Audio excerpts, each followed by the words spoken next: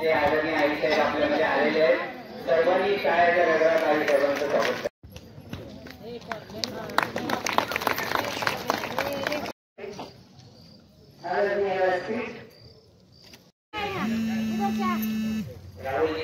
निवडणुकीच्या निमित्ताने 15 लाख तुमच्या खात्यावर जमा करतो म्हणले, तेही त्यांनी जमा केलेले नाहीयेत.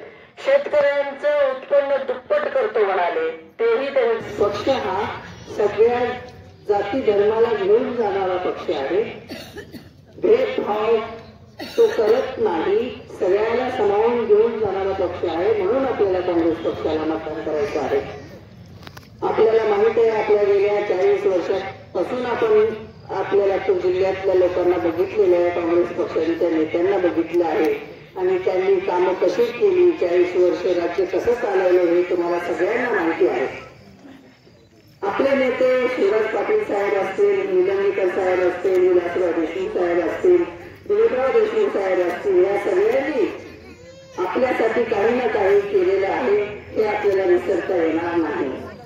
आणि त्यांच्याच पावलावर पाऊल टाकून अमित देशमुख असतील, धीरज देशमुख असतील, हे पण आपल्या सेवेत रुजू झालेले आहेत. ते तुमच्या सेवेत रुजू झाले आहेत आणि त्यांना तुम्हाला आशीर्वाद द्यायचे आहे, त्यांचे हात मजबूत करायचे आहेत.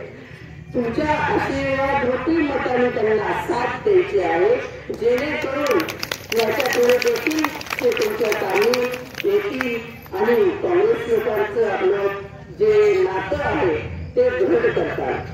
हे मला सांगायचं आहे. गेल्या 10 वर्षाच्या काळामध्ये ज्या खासदारांना आपण बघितलं पण नाहीये, त्या खासदाराला परत मत देऊन आपल्याला परत गेल्या 5-10 वर्षाचं जसं आहे तसं आपल्याला आणायचं नाही.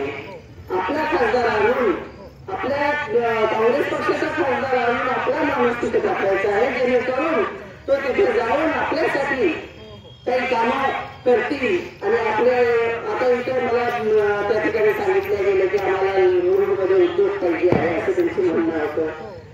तर ह्याचा आधी विचार नक्की करू. आपले खासदार जे असतील, ज्याच्यातून दिल्लीकडून काही येऊ शकते का बघूया.